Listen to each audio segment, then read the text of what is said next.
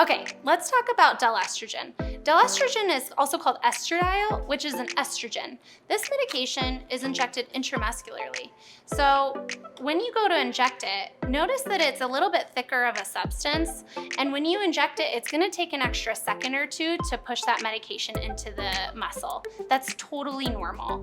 Now, when you go to drop the medication, you'll clean off the top of the vial. You'll use your syringe with your 18 gauge needle, drop the medication, and don't panic. That's not the needle that you're gonna use to inject with. You switch it out for your 22 gauge 1.5 inch needle that you use to inject into the muscle. Now you're gonna use your glute muscle back here. Sometimes it might be helpful to have a friend that can help you reach that tissue.